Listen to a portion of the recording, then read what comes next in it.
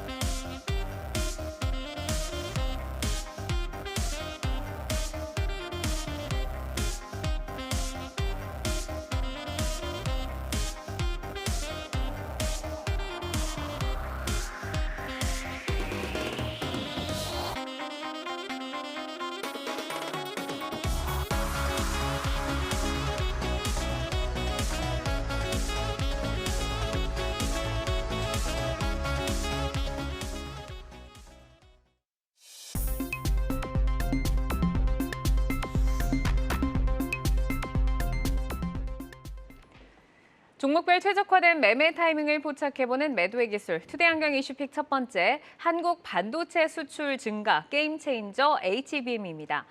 최근에 시장이 삼성전자보다 SK하이닉스의 점수를 후하게 주는 이유, 바로 인공지능 시장 확대로 부상한 HBM 덕분인데요. 현재 삼성전자와 SK하이닉스의 HBM의 기술 그리고 생산 현황은 어떤지, 그리고 이제 수요 확장에 따라서 소부장 업체들은 어떤 영향을 받는지 홍희진 파트너께 먼저 여쭤보겠습니다. 자, 이제 우리가 반도체 업황 사이클에서 굉장히 중요한 게 이제 2000년도 초반, 그러니까 1900년도 이제 후반, 그러니까 21세기 말이죠. 그러니까 20세기 말 쯤에는 우리가 좀 주목하셔야 될 부분들이 이제 PC 시장이었으면 이제 2000년 인터넷 시장이 좀 진입을 하면서 지금 뭐 스마트폰의 뭐 확대라든지 PC 시장의 성장 이런 것들이 메모리의 어떤 성장을 좀 이끌어냈습니다. 근데 이제 지금 이런 것들이 좀 부재하던 상황에서 결국 새로운 어떤 기술력에 의한 반도체가 수요 증가 요인들이 과연 뭐냐라고 이야기 좀 나오려던 차에 HBM이라는 상품이 좀 출시가 좀 됐죠. 근데 이제 개발된 지 굉장히 좀 오래됐습니다. 근데 이제 이게 엔비디아 쪽에 지금 AI 산업에 대한 어떤 성장과 좀 더불어서 결국 AI 산업에 있어서 가장 중요한 게 지금 GPU거든요. GPU인데 이 GPU에 쓰이는 게 HBM이라는 제품인데 이 HBM에서 전 세계 글로벌 1등 업체가 하이닉스예요. 그래서 지금 거의 지금 하이닉스가 점유율이 상당히 좀 높은 상황. 그러니까 지금은 HBM3 같은 경우는 독점적으로 지금 엔비디아에 좀 납품을 하고 있죠. 이런 측면에서 보면 결국엔 AI 성장과 우리나라 업체들의 성장이 궤를 같이 할 수 있다라는 건데 결국 이 시장이 커질 수 있다라고 보니까 최근에 삼성전자라든지 그다음 마이크론이나 이런 쪽에서 투자를 증가시키고 조금 더 캐파를 키워보겠다라는 어떤 발표가 좀 진행이 됐습니다. 이제 이런 측면에서 보면 결국 지금 하이닉스가 거의 납품되는 건 독점적인 위치. 다만 이제 HBM3냐 아니면 2냐 아니면 지금 2E냐 이런 것들에 따라서 조금 다르긴 한데 지금 올해 지금 대만 트렌드 포스라는 시장 조사 기관에 의하면요. 일단 하이닉스의 올해 지금 예상 점유율이 한 60% 정도. 그다음에 삼성전자가 한 38% 정도. 그다음에 나머지가 마이크론으로서 지금 나타날 거라고 전망을 했는데 이 수치가 좀 바뀐 것 같아요. 그러니까 지금 올해 하이닉스가 한 46에서 49%, 삼성전자도 46에서 49, 거의 좀 비등한 상황인 거잖아요. 네. 그런 측면에서 보면 그만큼 지금 시장이 좀 성장할 수 있는 상태에서 하이닉스가 조금 삼성전자한테 점유율을 좀 뺏길 수 있다는 전망들도 좀 있는 것 같습니다. 그래서 결국에는 이 시장이 커진다라는 거 확실하고 그다음에 거기서 경쟁이 좀 치열한 게 우리나라 기업들이고 그다음에 여기서 그러면 소부장에 대한 어떤 기대감도 충분히 있어야 될 것 같은데 소부장 같은 경우는 사실 그동안에 좀 많이 올랐어요. 근데 이제 실질적으로도 HBM 수혜주라고 할 수 있는 한미반도체도 주가가 좀 많이 올랐고 그다음에 후공정이라든지 아니면 DDR 어떤 5에 대한 수혜를 받을 수 있는 기업들도 많이 올랐기 때문에 어느 정도는 사실 조금 이미 좀 녹아있는 상황이 아닌가 이렇게 말씀드릴 수 있을 것 같습니다. 그러니까 지금 좀 반영이 되기는 했지만 시장이 HBM의 확실한 성장성을 열어둔 가운데 SK하이닉스의 그 점유율을 또 삼성전자가 가지고 가고 있는 상황이다. 자, 그러면 조금 더 깊이 있게 이제 두 분의 의견을 여쭤보도록 하겠습니다. 자, AI가 새로운 게임 체인저로 떠오른 반도체. 오늘은 한미반도체 그리고 이수페타시스를 매도의 기술에 올려봤는데 지금 두 종목 모두 두 분의 전문가께서 고 사인을 주셨어요. 자, 한미반도체부터 볼까요? HBM을 만드는 데는 필수적인 장비인 TC 본더의 강자입니다. 7월 중순부터 좁은 박스권 내에서 횡보세를 보이고 있는데 오늘 5만 원대를 넘어서서 좀 강한 상승을 보여주다가 1%대로 밀리면서 거래를 마쳤습니다. 자, 홍희진 파트너께 먼저 여쭤볼게요. 한미반도체 매력적인 회사인가요? 기술력이 사실상 상당히 있고요. 인정을 받고 있고 주가도 많이 올랐습니다. 근데 저도 이제 그 의견을 조금 드리긴 했는데 이게 지금 사실상 적극적으로 사야 되느냐 아니면 일부 좀 담아놓고 흐름을 좀 봐야 되느냐라고 말씀을 드린다면 저는 후자 쪽이 조금 맞는 것 같다라는 좀 설명을 좀 드릴 수 있을 것 같아요. 아무래도 왜냐하면 기술력이라는 게 하루아침에 누군가 뚝딱해서 나오는 게 아니고 우리가 이제 품질 검증 과정이 이런 것들이 있기 때문에 한미반도체가 기술이 인정받았다라는 건 결국엔 또 새로운 어떤 신규 진입자가 들어오기 위해서 몇 년이라는 시간이 또 필요할 수 있다라는 거고 그럼 그 기간 동안에 한미반도체의 어떤 기술력이 유지될 수 있다라는 가능성이 있는 거니까요. 제가 볼 때 상당히 조금 유망하다. 다만 주가가 좀 많이 올라온 것은 좀 경계할 필요가 있는 요인도 아닌가 이렇게 이야기 드릴 수 있을 것 같습니다. 그러니까 약간은 조금 더 횡보를 할 수도 있는 가능성을 좀 짚어주신 거네요. 매력적인 회사임에는 분명하다. 자, 장시영 차장도 이제 고 사인을 주셨는데 한미반도체가 지난 3일에 2분기 실적이 예상치를 상회하는 성적표를 발표를 했습니다. 그리고 이제 이 가운데서 그 본딩 장비 매출이 크게 증가를 하면서 앞으로 기대감이 더욱더 좀 커지고 있는 것 같은데 최근에는 그 TC 본더의 생산 설비의 증설 소식도 있었잖아요. 그러면 앞으로 이 TC 본더 이익 성장에 대한 기대치 좀 더 높게 가져가도 될까요?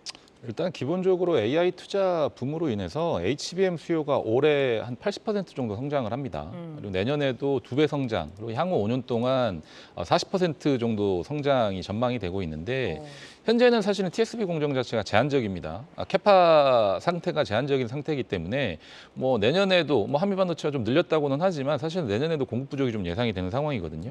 그래서 올해 한미반도체 메모리형 TC 본더 수준은 뭐 작년 수준 정도로 그칠 것으로 것으로 좀 보여지는데 내년에 그 수치가 한 5배 이상 늘어날 것으로 좀 전망을 하고 있거든요. 네. 그리고 특히나 내년 초에는 HBM3E가 하이닉스 쪽으로부터 출시가 예정이 돼 있으니까 그 부분이 좀 어떤 뭐 주가의 활력소가 될 수 있을 것으로 좀 보고 있고 대만 쪽의 TSMC 같은 경우는 2.5D 패키지 공급망 진입 여부에 따라서 뭐 향후 그에 따른 어떤 수주 규모는 더 커질 수도 있습니다. 그러니까 다른 OSAT 장비 회사 향으로 또 장비가 또 새로운 신규 매출자가 생길 수도 있다라는 거거든요. 그래서 기존에 사실은 소잉 장비하고 비젠 플레이스먼트라는 검사 장비 위주의 어떤 매출과 영업이익 성장이 이루어졌다면 이제는 TC 본더를 주력으로 사실은 이제 변신을 꾀하고 있거든요. 그래서 그 부분에 대한 매출이라든지 이런 부분들은 하반기로 가면 갈수록 또 내년으로 가면 갈수록 더 늘어날 것으로 보여지기 때문에 아직 뭐 주가 상승의 어떤 기대치 그리고 모멘텀은 충분하다라고 좀 볼 수 있을 것 같습니다. 많이 올라오긴 했지만 여전히 이제 모멘텀이 유력하다.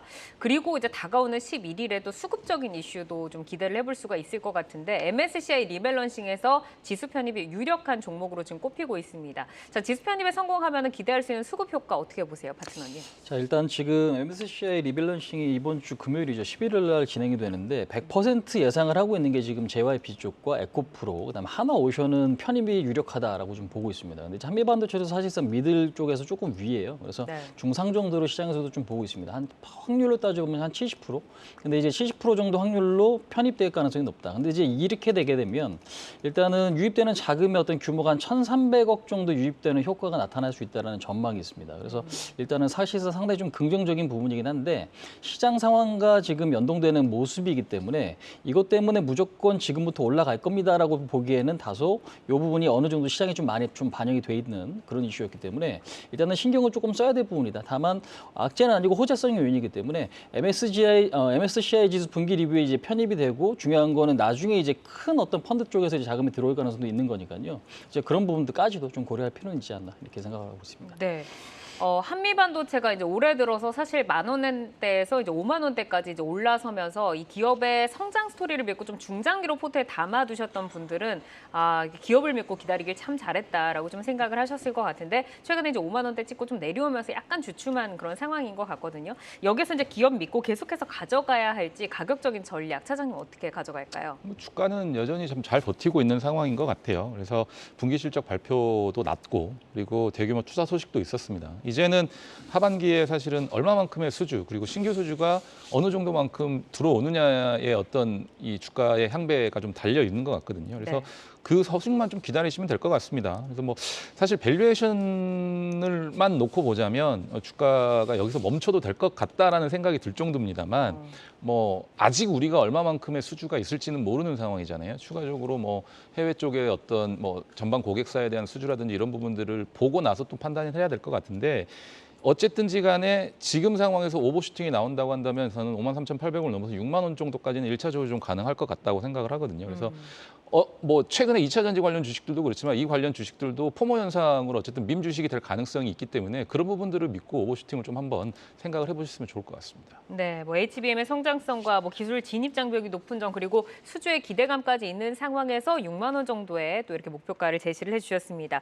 자, 여기서 이수페타시스 넘어가 볼까요? 엔비디아발 훈풍이 가장 강하게 불어온 종목이 아닐까 싶은데 7월 말에 신고가 기록 후에 탄력이 둔화되면서 조정을 받았습니다. 오늘은 3%대 강세로 거래를 마쳤는데요. 역시 두 분 다 이제 고사인 주셨습니다. 자, 하반기에 좀 HBM 관련주들의 전반적인 우상향의 성장을 기대하시면서 지금 또 고사인 주셨을지 홍기진 파트너께 먼저 듣고 갈까요?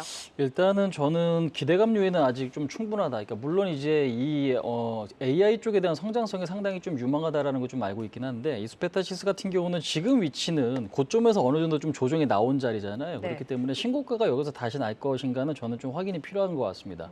그러니까 이유는 뭐냐면 어떤 성장성에 대한 의심 아니면 기업에 대한 의심보다는 이번에 지금 AI 붐을 일으킨 당사자가 엔비디아죠. 근데 이제 엔비디아 실적 발표가 이제 8월 24일 날 또 예정이 돼 있습니다. 이제 이렇다고 하면 엔비디아의 주가 방향성이 꺾였는데 동사 같은 종목 이수페타시스가 혼자 잘 갈 수 있느냐.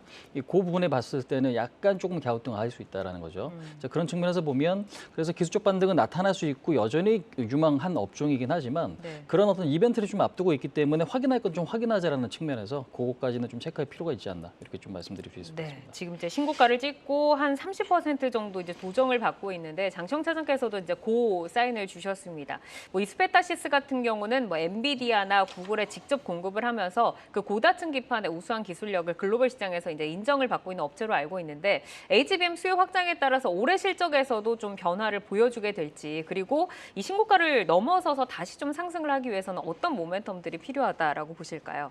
원래는 사실은 이 회사 같은 경우는 유선 장비용 MLB 매출 비중이 좀 굉장히 컸습니다. 그리고 지금 아직까지 현재까지도 보면은 AI 가속기용 MLB 그러니까 고다층 기판 같은 경우는 최근에 매출 비중이 좀 늘고 있기는 한데 기판 층수가 통신 장비 쪽에 들어가는 것보다는 좀 낮아요. 네. 그래서 수익성이 좀 낮습니다.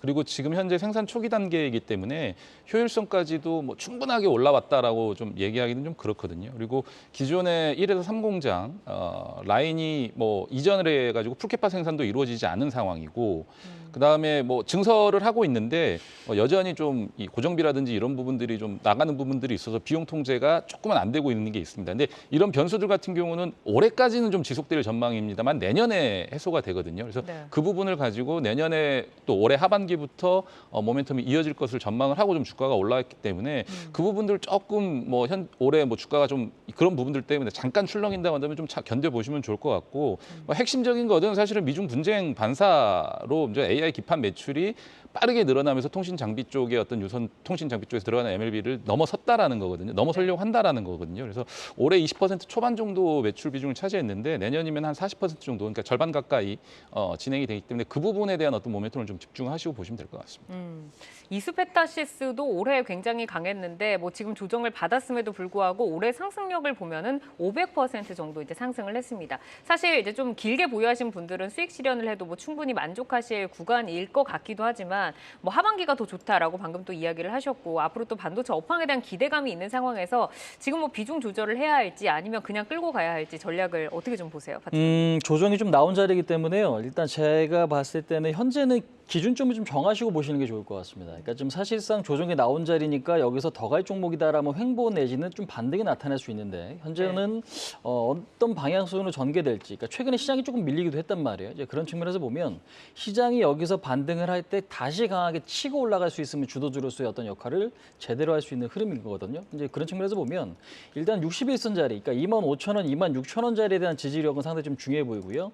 1차적인 저항이 21선입니다. 근데 이제 이 자리가 넘어가게 됐을 때는 제가 볼 때는 시장이 조금 흐름이 좋아야 될 것 같아요. 그래서 결국 에너지는 갖고 있고 조정도 조금 나오긴 했는데 네. 시장 방향성에 의해서 좀 흔들리긴 하겠지만 그렇다고 해도 지지가 돼야 될 자리는 25,000원, 26,000원인 만큼 이 자리에 안 깬다고 하면 우상향으로 좀 보시는 전략도 상당히 좀 좋지 않을까 이렇게 좀 말씀드릴 수 있을 것 같습니다. 그러니까 종목으로 봤을 때는 뭐 기술적으로나 스토리적으로나 뭐 지금 좋은 자리이긴 그쵸. 하지만 이제 시장의 힘이 좀 중요하다라고 좀 말씀을 주셨고 자 이어서 이제 엔터주로 넘어가서 의견을 또 여쭤보도록 하겠습니다.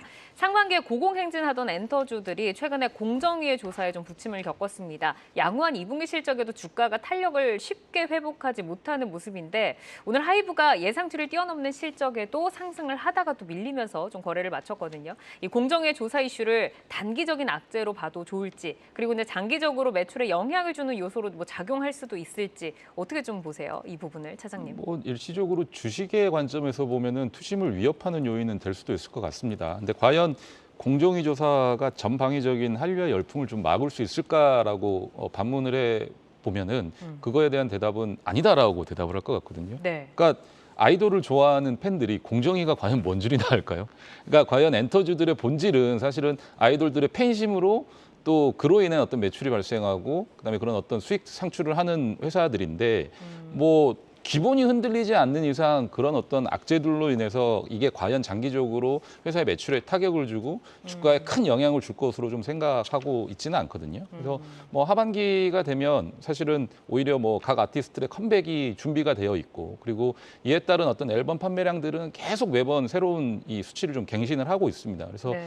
해외에서는 국내 아티스트들에 대한 어떤 컴백이나 또 현재 활동하는 거에 대한 관심과 인기는 계속 커지고 있는 상황이기 때문에 이런 부분들은 사실은 단기적으로 뭐 주가가 좀 고공행진했기 때문에 뭐 차익 실현을 뭐 빌미 삼는 어떤 그 정도로 좀 보시면 될 것 같고요. 오히려 주가 조정이 좀 크게 나온다면 매수 기회 관점으로 좀 바라보시는 게 좋지 않을까 이렇게 생각을 하고 있습니다. 투자 관점으로 봤을 때는 뭐 리스크일 수도 있겠으나 아티스트라는 그 수익 본질이 변치 않는 상황이다. 일시적인 악재로 지금 분석을 해주셨습니다.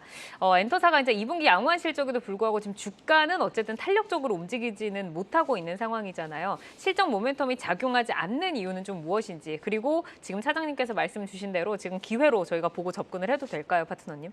저도 엔터주에 대한 긍정적인 시각은 저도 갖고 있습니다. 일단은 근데 이제 사실 항상 우리가 주식이 올라야 되는 건 아니에요. 그러니까 지금 주가가 어느 정도 매무소화를 하고 계단식으로 또 올라가고 매무소화하고 또 올라가고 이런 어떤 상황들이 좀 나타날 수 있다라는 거고 네. 오히려 진짜 좋은 주식은요 천천히 꾸준하게 올라가는 주식이죠. 근데 사실상 티나지 않게. 그렇죠. 네, 티나지 않게. 근데 이제 테마주 같은 경우는 너무 급등했다가 갑자기 급락하고 또 급등했다 급락하고 변동성이 심하죠. 예, 변동성이 좀 심하고 우리가 예상할 수 없는 상황들이 만들어주는 경우가 일반적인데 지금 사실 엔터주 같은 경우는 결국 경쟁력대로 움직여주고 있는 것 같습니다. 결국 인기의 척도죠. 하이브나 JYP의 어떤 아티스트들이 지금 현재 인기가 굉장히 좀 많고 네. 앨범의 초동 물량이나 이런 것들을 보면 뭐 사실상 인기가 많은 기업들, 그러니까 그 그룹을 갖고 있는 기업들의 주가 흐름도 굉장히 좀 좋거든요. 이제 그런 측면에서 보면 예전에는 우리가 엔터라고 하면은 상당히 고평가되어 있는 어떤 업종의 대우잡을 좀 했다라고 하면 이제는 고평가가 돼 있긴 하지만 그걸 프리미엄이라고 이야기할 수 있을 정도의 흐름으로 봐도 될 것 같아요. 그러니까 그 이유는 실적이 좀 뒷받침이 돼 있다라는 거죠. 이제 네. 그 측면에서 봤을 때 제가 볼 때는 오히려 지금은 좀 매수할 수 있는 구간이다라고 좀 생각을 하고 있고요. 결국에는 아티스트들의 어떤 인기 이런 것들이 가장 좀 중요하게 좀 체크할 포인트가 아닌가 이렇게 말씀드릴 수 있을 것 같습니다. 두 분 다 기회라는 단어를 넣어서 좀 설명을 해주셨는데 어떤 기회를 잡을 수 있을지 저희가 매도의 기술에 하이브와 SM을 올려두고 두 분의 또 의견을 여쭤보도록 하겠습니다. 자, 모두 다 지금 고 사인이 들어왔습니다. 하이브 먼저 볼까요? 상반기에 매출 1조 원 시대를 열었지만 주가는 오히려 실적 발표 후에 반락을 하면서 소폭 밀리면서 거래를 마쳤습니다. 장 초반에는 반짝 좀 힘을 내줘서 살짝 기대를 했었는데 좀 밀렸어요. 자, 장시영 차장께서는 하이브 고 사인 주신 이유는 어디 있을까요? 뭐 사실은 예전 같은 경우로 생각을 하면 하이브는 BTS 말고는 없다라고 좀 생각할 수 네. 있겠지만 최근에 보면은 글로벌 팬덤이 다양한 레이블의 그룹들로 전방위적으로 좀 확대가 되고 있는 상황입니다. 그러면서 음반 판매량 그리고 공연에 대한 어떤 이 모객수 이런 부분들이 성장세가 굉장히 조금 가파르게 두드러지고 있거든요. 그래서 하이브는 사실은 자본력을 바탕으로 해서 규모의 경제를 엔터 업계에서 좀 실현을 하고 있다. 이 부분들이 본격화되고 있다라고 좀 말씀을 드리고 싶고요. 뭐 일부 라인업 같은 경우는 뭐 서구의 대중 인지도까지 엄청나게 좀 확보를 하고 있다라는 점까지도 확인이 됐습니다. 뭐 뉴진스의 앨범이 뭐 핫백 62위로 좀 진입을 하고 뭐 다른 어떤 차트들도 좀 휩쓸고 있고요. 그리고 뭐 정국이라든지 다른 세븐틴 관련된 뭐 이런 어떤 레이블의 아티스트들도 굉장한 인기를 좀 구가를 하고 있습니다. 그래서 포스트 BTS가 누구냐가 굉장히 의문이었는데 그런 부분들을 일괄적으로 다 해소를 하고 있기 때문에 앞으로의 어떤 성장성에 대해서도 의심할 필요가 없다라고 좀 말씀을 드리고 싶습니다. 네, 홍희진 파트너께서도 이제 고 사인을 주셨는데 하이브가 뭐 앨범과 콘서트에서 연이은 신기록이 2분기 실적을 견인을 했습니다. 이 2분기 실적 내용을 봤을 때 어떻게 좀 평가를 하시는지, 그리고 투자자들 이 부분은 좀 주목하자 하는 점 어떤 거 있을까요? 자, 일단 지금 하이브 같은 경우인데 우리가 지금 엔터 산업에 대해서 투자하기가 굉장히 좀 어렵습니다. 그러니까 이유는 뭐냐면 내가 좋아하는 그러니까 내가 들어봤는데 노래는 별로 안 좋은데 사람들이 좋아할 때 이거를 과연 내가 길게 투자해도 될 것인가에 대한 의문점이 생길 수 있다는 거죠. 네. 그러니까 저도 사실 그런 생각들이 조금 많이 들긴 합니다. 그래서 최대한 좀 자주 들어보고 요즘에 유행하는 것들이 뭔가라는 어떤 부분들은 계속 좀 확인하려고 하는 생각이 좀 많은 것 같아요. 근데 이제 중요한 게 2분기 실적이 700억대 영업이익을 좀 예상을 했습니다. 이유는 이제 비용이 좀 많이 증가될 수 있다라는 우려감이죠. 근데 이제 신입 보이그룹의 어떤 투자라든지 그다음에 지금 BTS 10주년 뭐 행사라든지 이런 것들, 그러니까 오죽하면 얘기가 지금 불꽃놀이라는 뭐 100억을 썼다라는 얘기가 있을 정도로 굉장히 그 부분에서 비용을 조금 많이 썼는데도 불구하고 이번에 813억의 지금 영업이익을 좀 기록을 했죠. 그래서 서프라이즈 예상보다 조금 더 좋은 실적이 좀 달성이 됐습니다. 근데 이제 이 부분도 좀 중요하긴 한데 제가 볼 때는 요번에 나온 매출 중에서 우리가 지금 참여형 매출이라고 좀 있는 것 같아요. 근데 이제 참여형 매출이 요쪽이 이제 앨범 판매나 공연, 그러니까 콘서트죠. 그러니까 요쪽이 결국에는 늘어났다라는 거는 결국 팬덤이 굉장히 좀 강해진 강해지고 있다는 의미이기 때문에 네. 이 부분들이 상당히 좀 의미 있는 모습이 아닌가 이렇게 말씀드릴 수 있을 것 같습니다. 네, 뭐 엔터주 하면은 사실 뭐 인플레이션이나 금리 인상과 무관한 섹터다라고 해서 봄, 여름, 가을, 겨울 4계절이 다 좋다라는 뭐 그런 이야기가 나올 정도로 이익의 우상향 추세가 꾸준히 지속이 되고 있는데 그럼 하이브가 좀 하반기에도 상반기를 뛰어넘을 수 있는 성적표를 저희가 기대를 해봐도 좋을까요, 차장님? 그러니까 하이브 같은 경우는 사실 멀티레이블 전략을 가지고 있죠. 그러니까 하나의 엔터사가 하나의 그룹, 여러 개의 그룹을 만드는 게 아니라 각각의 이 엔터 회사들을 하이브가 다 소유하면서 아이돌들 좀 키워내는, 아티스트를 키워내는 그런 전략을 가지고 있는데 이런 성과가 좀 가시화되고 있습니다. 나오는 그룹들마다 히트를 하고 있고 앞으로 준비되는 그룹들에 대한 어떤 기대감도 좀 커지고 있습니다. 그러니까 본업에 대한 성장도 모멘텀이 계속해서 살아있는 단계이고요. 그러니까 아까 앞서 이제 토트넘께서 말씀해 주신 대로 매출에 대한 부분들은 오히려 좀 좋게 나오고 있는 상황이잖아요. 실적도 마찬가지고. 그런데 하반기에 물론 이제 이 부분은 위버스, 그러니까 플랫폼 사업이 예정이 되는데 조금 미뤄지긴 했습니다만 그 부분이 론칭이 되게 되면 플랫폼의 어떤 자체적인 수익 모델까지 더해지게 되면 영업이익이라든지 이런 부분들 또 매출 단에서 얼마만큼의 성장이 있을지는 뭐 충분히 좀 기대를 해봐도 되는 상황이 아니지 않을까 이렇게 생각을 하고 있습니다. 하이브가 이제 오늘 약간 힘내주려다가 좀 아쉬웠는데 그러면은 보유자분들이 지금 시점에서 어떻게 좀 전략 가져갈까요? 파트너님. 일단은 제가 볼 때는 요거를 뭐 단기적으로 대응할 거냐 좀 길게 보실 거냐에 따른 어떤 전략 차이는 분명히 있으셔야 될 것 같습니다. 근데 이제 단기적으로 봤을 때는 시장 영향이 좀 더 중요한 것 같아요. 그러니까 사실 시장이 반등하게 되면 하이브 같은 종목도 같이 상승을 이끌어낼 수 있는. 그래서 오늘 같은 경우도 실적 발표하고 주가가 한 5% 정도까지 올라왔어요. 근데 이제 오후장에 시장이 조금 이제 흔들리다 보니까 결국에는 이제 매물이 좀 급격하게 쏟아지는 모습들이 좀 발생을 했죠. 그래서 시장 방향성과는 괴를 좀 같이 하는데 시장보다는 좀 센 흐름을 좀 보이고 있다라는 거죠. 근데 이제 제가 볼 때는 그냥 박스권이기 때문에 박스권 대우를 해주는 게 좋은 것 같아요. 그러니까 결국에는 지지선 좀 잡고 그다음에 1차 목표치 32만 원, 그다음에 돌파됐을 때는 35만 원. 근데 궁극적으로 돌파가 될 거냐라고 묻는다면 저는 돌파 가능성이 있다라고 봅니다. 이제 그런 측면에서 보면 박스권 매매에 적합한 전략이 좀 중요하다 이렇게 말씀드릴 수 있을 것 같습니다. 알겠습니다. 32만 원, 35만 원 세워주셨고요. 이어서 SM 넘어가 보도록 하겠습니다. 최근 엔터사 중에서 뭐 탄력이 좋은 모습을 보이고 있는데 주가가 좀 안정적으로 방향을 잡고 있는 것 같아요. 오늘은 0.7% 밀리기는 했지만 두 분 역시 고사인 주셨습니다. 자, 장시영 차장께 먼저 들어볼까요? SM이 보유하고 있는 주요 아티스트들이 하반기에 모두 컴백을 합니다. 그러면 2분기에도 실적이 좋았지만 하반기에는 더 나은 실적이 좀 기대가 되고 있습니다. 3분기에는 7월 그리고 8월에 엑소 컴백까지 있고요. 그리고 NCT 드림이라든지 뭐 다른 어떤 남자 신인 라이즈가 또 9월에 데뷔가 예정이 돼 있고 에스파까지 좀 컴백을 하게 되는데 4분기에는 에스파, 레드벨벳까지 좀 컴백을 하게 되는데 그러니까 그동안에 사실은 SM이 좀 조용했습니다. 경영권 분쟁이라든지 이런 부분들 때문에 좀 조용했었는데 이제는 본업에 대해서 집중하기 시작하면서 보유 아티스트들의 컴백을 좀 앞두고 있으니 그에 따른 어떤 그러니까 컴백을 하지 않았는데도 실적이 좋았다라는데 컴백을 하고 나면 더 나은 실적이 나오겠죠. 좋을까? 그래서 그 부분에 대한 좀 기대를 해보시면 좋을 것 같아요. 네, 뭐 말씀을 주신 것처럼 사실 이제 엔터사 같은 경우는 뭐 신인 데뷔라던가 뭐 이런 컴백이라던가 이런 일정 모멘텀을 저희가 좀 눈여겨봐야 할 것 같은데 좀 주목을 해야 할 일정이나 이슈에 대해서 파트너님께도 들어볼까요? 결국에는 지금 제일 중요한 게 사실상 NCT 쪽 완전체 컴백이 이제 8월 중으로 좀 예정이 좀 돼 있고요. 그다음에 에스파도 지금 8월 18일 정도로 저도 날짜를 좀 알고 있거든요. 네. 그다음에 지금 신입 보이그룹이 9월 달 라이즈죠. 그러니까 여기가 지금 얼마만큼 인기를 끌게 될지 모르겠지만 우리가 좀 확인은 좀 필요한 부분인 것 같습니다. 그래서 요거 좀 이제 중요한 부분이다라고 조금 보여주고 그다음에 태연, 태민 뭐 컴백 예정이고 이런 흐름을 보면은 하반기에 기대감 요인들이 상당히 조금 많이 있는데 근데 제가 볼 때는 약간 좀 신경 써야 될 부분들도 좀 분명히 있다라고 좀 생각이 드는 부분들은 뭐냐면 지금 하이브 쪽에서 그때 SM 지분을 확보를 했잖아요. 12만 원에. 근데 이제 12만 원 대비 지금 주가는 좀 많이 올라 있는 자리입니다. 그래서 일각에서는 그런 것들도 다소 조금 찜찜하게 보고 있어요. 혹시 지분 매각에 나올 수 있는 거 아니냐라는 어떤 우려감도 있긴 한데 가장 좀 강력한 어떤 저항 구간에 지금 좀 위치해 있는 부분들도 약간 기대감 요인과 약간 수급적으로 조금 돌파가 힘들 수 있는 구간이 조금 겹쳐진 위치가 아닌가 이렇게 좀 그렇게 생각하고 있습니다. 네, 어제 이제 SM이 라이징 스탁에서도 등장을 했었는데 이제 어제는 목표가를 16만 원을 저희가 받았었거든요.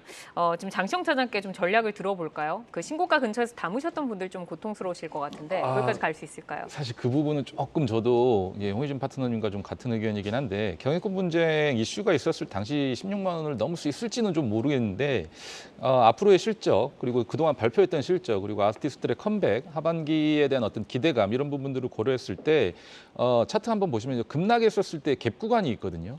요 갭 구간 정도까지는 충분히 메꿀 수 있는 체력은 있다라고 봅니다. 그래서 지금 현재 주가에서 15만 원 정도 넘어가는 구간까지는 있을 것 같은데 그 다음 구간에서는 매물벽이 좀 두터운 상황에서 어떤 식으로 전개될지는 한번 좀 지켜보셔야 될 것 같습니다. 알겠습니다. 자, 오늘 매도의 기술은 한미반도체와 이수페타시스, 하이브 그리고 SM까지 살펴드렸습니다. 현재의 주가와 모멘텀을 기준으로 포인트를 제시를 해드리기 때문에 시장이 변화하면 전략도 변동 가능한 점 기억을 해주시기를 바라겠습니다. 계속해서 이슈와 모멘텀 팔로우하면서 여러분의 전략 체크해드리겠습니다.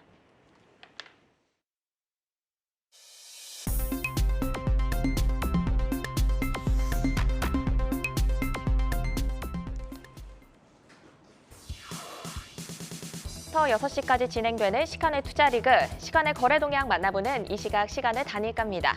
정규장 마감 후 오후 4시부터 6시까지 10분 단위로 시간의 단일가 거래가 이뤄지는데요. 시간의 주요 종목 등락률 실시간으로 생생하게 전달해 드리겠습니다. 그럼 이 시각 시간의 단일가 코스피 상승률 상위부터 함께 보겠습니다. 네, 깨끗한 나라가 8% 상승률 보이면서 코스피에서 가장 크게 움직이고 있습니다. 700억 규모의 신규 시설 투자를 결정했다는 소식이 영향을 줬는데요. 8% 상승한 2,430원 터치하고 있습니다. 또 미래산업도 보겠습니다. 나이지리아산 고순도 리튬 광석을 확보했다는 소식에 4거래 만에 반등에 성공하며 17% 정규장에서 급등했는데요. 시간의 거래에서도 4% 정도 추가적으로 상승을 하면서 거래가 이어지고 있습니다. 계속해서 코스닥 상승률 상위 보겠습니다. 네, 파버나인이 9.9% 상승한 상한가로 지금 들어가 있습니다. 국내 헬스케어 스타트업 마이베네핏이 메타의 파트너사로 선정됐다는 소식에 마이베네핏의 투자한 이력이 부각되면서 오늘 주목을 받았는데요. 향후 수혜 기대감이 커지고 있습니다. 오늘 윗골이 길게 달면서 강보합에 마감을 했는데 시간외에서 시세 분출하고 있습니다. 9.9% 상승하고 있고요. 뒤를 이어서 체리브로도 9%대 상승률 보이고 있습니다. 하림 같은 경우에는 전년 대비 118% 증가한 2분기 영업이익을 발표하면서 시간에서 강하게 출발하고 있습니다. 8% 상승한 3,065원 터치하고 있습니다. 이번에는 코스피 하락률 상위 보겠습니다. 네, 인도네시아 니케 확보 소식에 오늘 정규장에서 20% 급등을 했던 STX, 코스피에서 5% 하락하면서 차익 실현 매물 나오고 있습니다. 16,020원 선 지나가고 있고요. 깨끗한 나라 우선주는 3.6% 하락을 하고 있습니다. 또 주연테크와 웰바이오텍 역시 1.4% 약세를 보이면서 시간의 거래에서 거래 이어지고 있습니다. 마지막으로 코스닥 하락률 상위도 볼까요?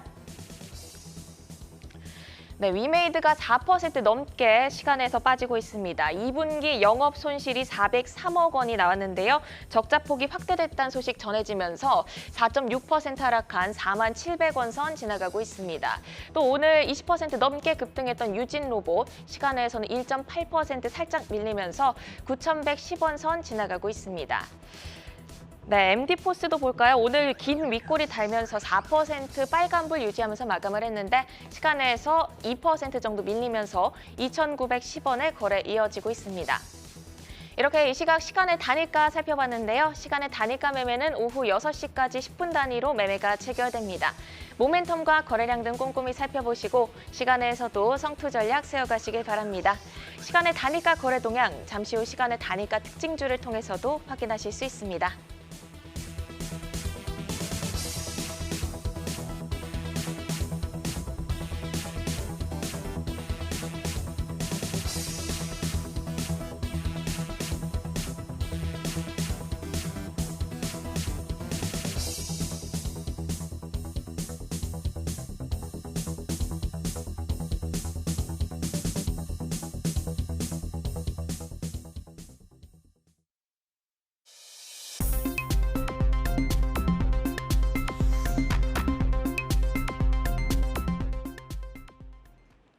다양하게 부각되는 이슈와 모멘텀 속에서 연속성 있는 재료로 우상향할 주인공 누가 될까요? 주도주로 떠오르게 될 종목을 미리 만나보는 라이징 스탁입니다. 자, 오늘 가지고 오신 라이징 스탁 화면으로 확인해 보도록 하겠습니다.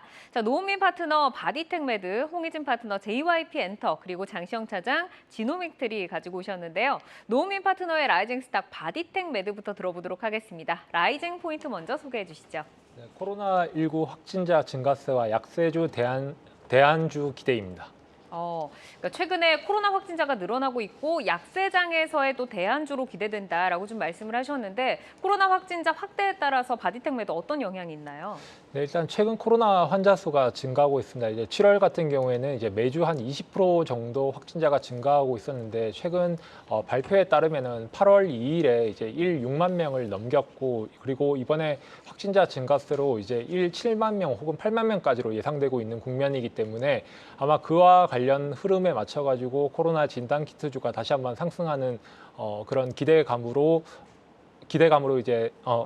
있는 부분이라고 생각하고 있고요. 그다음에 이제 이 부분과 관련해 가지고 원래는 방역에 대한 계획도 이제 완화할 계획이었는데 그 부분도 연기하였기 때문에 지금 시장이 안 좋은 만큼 거기에 대한 대안으로 이제 바이오 및 이제 코로나 관련주로 바디텍 매드가 증가할 것이라고 예상하여서 가지고 왔습니다. 그러면 진단 키트를 다시 사용하게 되면서 영업이익을 좀 기대할 수 있는 건가요? 네, 최근 이제 해당 종목의 발표에 따르면은 지금 전년 동기 대비해서도 지금 이제 영업이익이 160% 정도 그리고 매출은 40% 향상되었기 때문에 만약에 코로나가 다시 한번 이제 전국적으로 확산세 혹은 이제 부분적으로도 계속 이제 확산세를 유지하게 된다면은 조금 더 거기에 관련된 기대감이 높아지지 않을까 그렇게 예상하고 있습니다.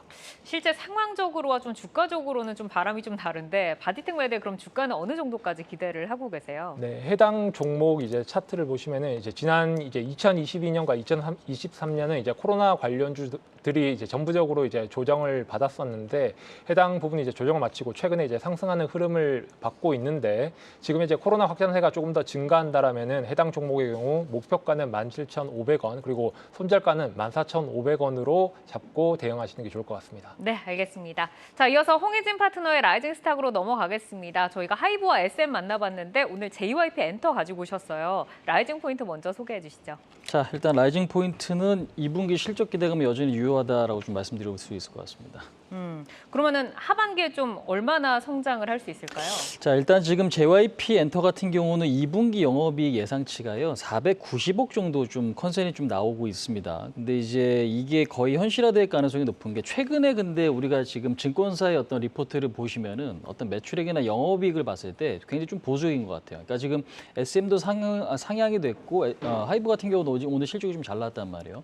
지금 JYP 같은 경우도 지금 490억 정도로 지금 컨센으로 좀 보고 있는데 중요한 건 이것보다 조금 더 높게 나올 가능성이 상당히 좀 높다. 그렇게 좀 말씀드릴 수 있을 것 같아요. 근데 이제 현재 시가총액이 거의 5조가 조금 안 되는 4조 중반의 수치이긴 하지만 이 성장성이 굉장히 지속되고 있다는 게 굉장히 좀 중요한 포인트다라고 좀 말씀드릴 수 있을 것 같고요. 그다음에 무엇보다 우리가 이제 BTS라고 하면은 결국 뭐 빌보드에서 항상 1등하는 그런 그룹이다라고 지금 어떤 인식이 좀 센데 스트레이키즈라고 하는 그룹이 JYP에서 굉장히 좀 간판입니다. 그러니까 지금 우리나라에서 지금 초동, 그러니까 데뷔할 때 이제 초동 물량에서 가장 많은 어떤 그 앨범 판매를 지금 이뤄낸 기업이 지금 스트레이키즈 같은 경우가 6월달에 이제 나온 앨범이죠. 네. 460만 장입니다. 그래서 일단은 이런 부분들이 계속 좀 성장을 하고 있다라는 거고, 그다음에 무엇보다 중요한 게 콘서트 쪽에 대한 어떤 모객 수예요. 근데 이제 콘서트 모객 수가 결국에는 우리가 지금 아레나가 있고 스타디움급이 있습니다. 근데 이제 스타디움급 같은 경우는 3만 5천 명 이상 지금 모객을 할 수 있다라고 하면 스타디움급인데 사실상 서양, 그러니까 뭐 미국이라든지 유럽 지역에서 이렇게 지금 모객을 했을 때 거기가 매진될 수 있는 가수가 그렇게 흔치는 않아요. 근데 이제 JYP 같은 경우는 트와이스와 스트레이키즈가 유일하다라고 좀 보시면 될 것 같아요. 근데 이제 상반기보다는 하반기에 이런 콘서트들이 좀 몰려 있다라는 거고, 당연히 지금 앨범 판매나 이런 것들도 기대감이 상당히 좀 크긴 한데 우리가 인기의 척도라는 게 굉장히 좀 그런 부분들이 좀 중요하거든요.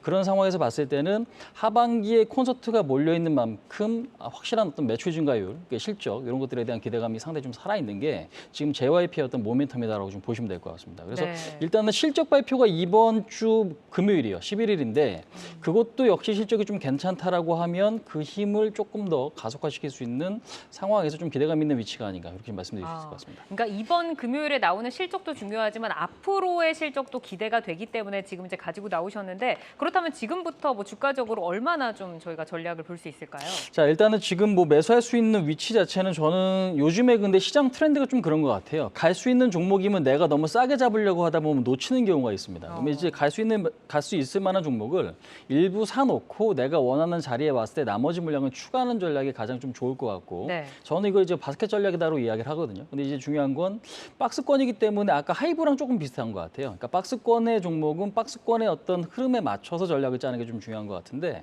13만 원에서 12만 원 자리는 좀 괜찮아 보이고요. 그다음에 1차적으로 목표치는 15만 원권에 대한 어떤 목표치를 좀 설정하시고 그다음에 손절가는 말 그대로 박스권 하단 자리인데 박스권 하단보다 좀 더 낮은 자리. 그러니까 지난번에 여기 갭상승이 일어났던 요 위치거든요. 네. 요 자리가 훼손되면은 그때는 추세가 깨질 수 있기 때문에 손절 라인은 요 정도 좀 잡고 보신다면은 그래도 상당히 조금 유망한 기업이 아닌가 이렇게 말씀드릴 수 있을 것 같습니다. 우선은 박스권 매매로 목표가는 15만 원 잡아주셨습니다. 자, 이어서 장시영 차장의 지노믹 트리 만나볼까요? 라이징 포인트 소개해 주시죠.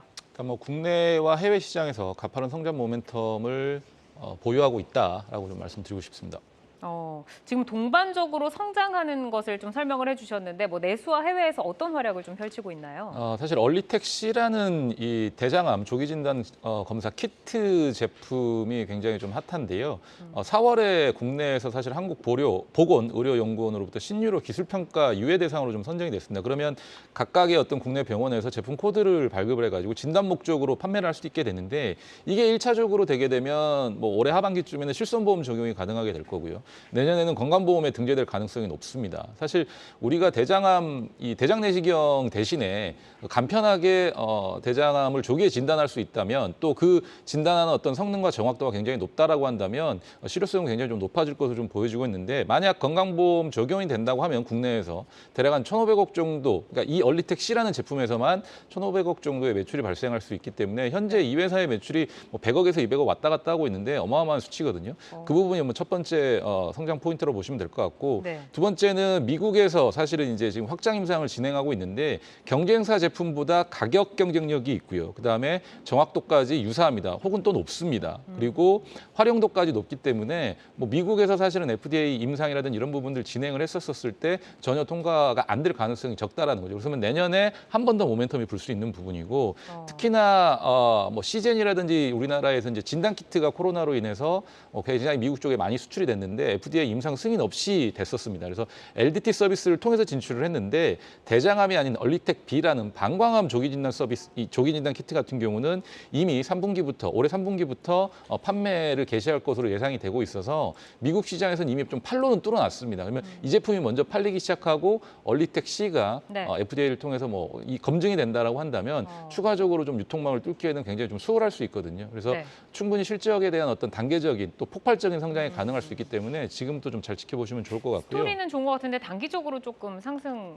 노려볼 수 있을까요? 일단은 차트를 좀 보시면 주가가 그런 어떤 기대감들 때문에 제품에 대한 성능 기대감 때문에 주가가 좀 많이 올랐다가 오랜 시간 누웠습니다. 그래서 네. 이게 주봉 차트인데 뭐 사실은 요 구간에서 위로 아래로 일봉으로 보시면 사실 위로 아래로 굉장히 좀 부침이 좀 많았거든요. 근데 네. 요 구간에서 매집이 이루어진 다음에 앞으로에 대한 어떤 기대감들 그리고 증권사 뭐 애널리스트들이 이 종목을 좀 커버하기 시작하면서 사실은 거래량이 급증을 하면서 추세를 좀 만들어가고 있는 상황이거든요. 그래서 현재 상황에서 사실 19,000원 정도 미만 수준에서 좀 매수를 적절하게 좀 잘 하신다고 하면은 네.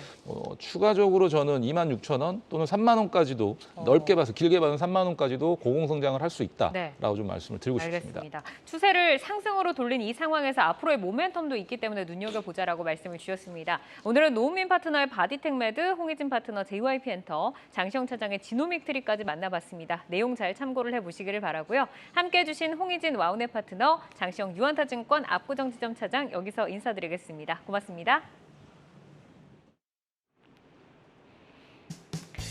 시간의 단일가 거래 속 특징주들을 따라가 보는 시간의 단일가 특징주 탑5입니다. 시간의 단일가 거래는 내일장까지 연결돼 움직이는 종목들이 많은데요. 오늘 함께 하시면서 매매 전략에 잘 활용해 나가시길 바랍니다. 그럼 특징주 5위부터 확인할까요? 휴마시스 올라와 있습니다. 최근 코로나19 확진자 급증 소식에 3거래일 연속 급등하다가 오늘 11% 급락이 나왔습니다. 하지만 시간의 거래에서 거래량 실리면서 반발 매수세 들어오고 있습니다. 2.7% 상승하고 있습니다. 4위 종목은 ALT입니다. 반도체 후공정 업체로 지난 7월 27일에 상장한 새내기주인데요.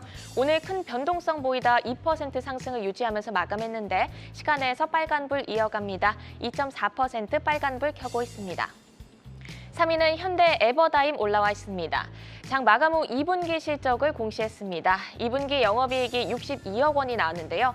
전년 대비 103% 증가한 실적을 발표하면서 시간에서 매수세 들어오고 있습니다. 1.3% 상승하고 있네요. 2위는 미래산업 올라와 있습니다. 나이지리아산 고순도 리튬 광석을 확보했다는 소식에 4거래일 만에 반등에 성공하며 오늘 정규장에서 17% 급등했습니다. 시간에서도 기세 이어가면서 탄력적으로 움직이고 있네요. 4% 상승한 31,900원 선 터치하고 있습니다. 대망의 1위 종목은 하림입니다. 닭고기 전문 업체로 장 마감 후 2분기 실적을 발표했는데요. 영업이익이 393억 원으로 전년 동기 대비 117% 증가하는 호실적이 나왔습니다. 2분기 호실적 발표되면서 시간에서 지금 상한가로 들어가 있는데요. 7월 말부터 저점을 조금씩 높여오고 있었습니다. 호실적 모멘텀이 주가의 탄력 더욱 강화시켜줄 수 있을까요?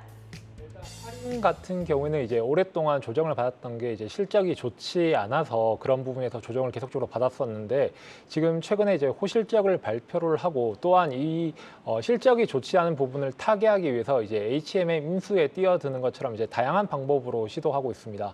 이제 오늘 상한가를 찍은 것이 만약에 해당 부분이 투자자의 관심으로도 이어진다면은 오랫동안 횡보를 왔던 부분도 탈출하는 그런 모멘텀이 되어지지 않을까 이렇게 전망하고 있습니다.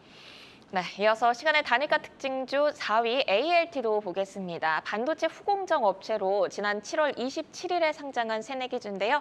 아직 큰 탄력이 붙지 못하면서 횡보세입니다. 오늘도 윗골이 길게 달렸는데 주목할 모멘텀이 있을지 향후 주가 전망 함께 들어보겠습니다. 네, 이제 반도체에서 이제 가장 기대를 많이 받던 게 이제 파두였는데요. 이제 파두가 얼마 전에 상장을 하고 이제 예상치보다는 조금 떨어졌지만 그래도 오늘 상승을 이어가고 있습니다. 이와 같은 흐름에서 반도체 관련주가 전체적으로 이제 지수가 오늘까지도 안 좋았으니까 내일은 아마 좋지 않을까 하는 기대감에서 반도체 관련주가 상승을 하고 있는 것 같고요. 이제 내일 같은 경우에는 이제 지수가 조금 더 좋은 흐름을 보인다라면은 파두라든지 이제 ALT와 같은 이제 반도체 관련주들이 다시 한번 올라서는 흐름 보이지 않을까 그렇게 전망하고 있습니다. 네, 내일 지수가 상승을 한다면 반도체 쪽으로 좀 매기가 쏠리지 않을까 이렇게 진단해 주셨습니다. 이어서 오늘장 특징주로 초전도체 테마주 진단을 해보겠습니다. 글로벌 연구진들의 후속 평가들이 잇따르면서 변동성이 커지는 모습 오늘 보였습니다. 오늘 급락에 이어서 시간외에서도 추가적으로 관련주들의 하락 이어지고 있는데요. 변동성 확대 구간 어떤 점 경계하면서 대응해 나가야 할까요? 일단 초전도체 관련주들이 상승했었던 이유 자체는 이제 초전도체이냐 아니냐 이게 결론이 아니라 초전도체일지도 모른다라는 그런 기대 값에서 이제 상승을 했었는데 오늘 같은 경우에는 이제 메릴랜드 연구소에서 이제 발표한 이제 초전도체가 아닌 것 같다라고 이제 거기서부터 이제 하락의 단초가 제공이 되었고요. 아마도 이제 초전도체 협회에서도 이제 아니라고 얘기를 했기 때문에 그와 관련돼서는 이제 얘기하는 부분이 좀 다르지는 않은 것 같습니다. 하지만 해당 부분이 완전히 이제 끝이라고 보기는 조금 어려울 것 같고요. 제 생각에는 공개적인 검증이라든지 약간 퀀텀 에너지 연구소 측에서 이제 시편 제공을 통한 발표에 대한 기대감으로 부분적으로 상승하는 부분은 보일지 모르겠지만은 전체적으로 이제 기대값을 다시 한번 올리기에는 조금 어려워지지 않았나 그렇게 전망하고 있습니다. 네, 이어서 오늘장 특징주로 성광밴드도 보겠습니다. 조선업계 호황과 유가 상승으로 피팅 업체들의 탄력이 강한데요. 오늘도 한 10% 정도 상승을 하면서 전고점 탈환을 앞두고 있습니다. 모멘텀의 연속성 기대해봐도 좋을까요? 네, 최근 이제 삼성중공업 측에서 이제 캐나다 FLNG 관련해가지고 그런 계약 수주를 이제 예상함에 따라서 이제 조선 기자재 관련주 이제 성광밴드가 올라가는 부분인데 해당 부분 같은 경우에는 이제 조선업 관련주들이 워낙 이제 실적이 좋을 것으로 예상되고 있고 그렇게 발표를 하고 있기 때문에 자연스럽게 조선 기자재로 이제 낙수 효과가 내려온다라고 생각하고 있습니다.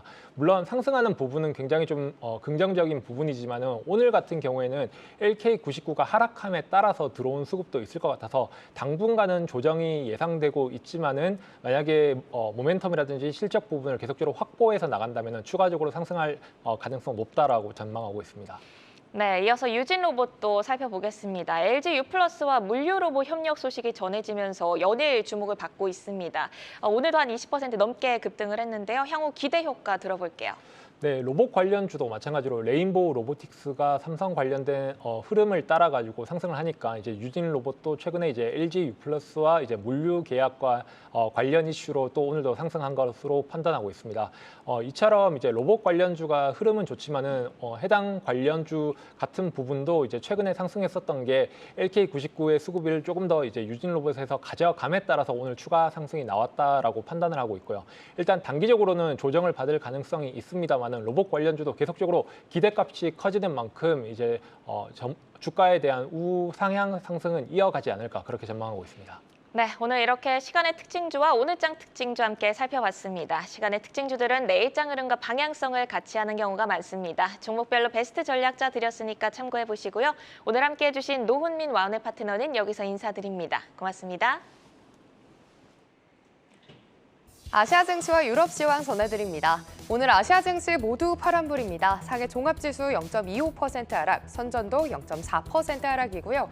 마감을 앞둔 항생지수가 2% 가까이 빠지면서 가장 강하게 떨어지고 있습니다. 중국의 수출 지표가 3년 5개월 만에 최저치로 떨어졌습니다. 전년 동월 대비 14.5%나 감소했는데요. 부분별로 보시면 중국 정부가 직접적으로 지원책을 넣은 섹터죠. 자동차와 정제유는 호황이었습니다.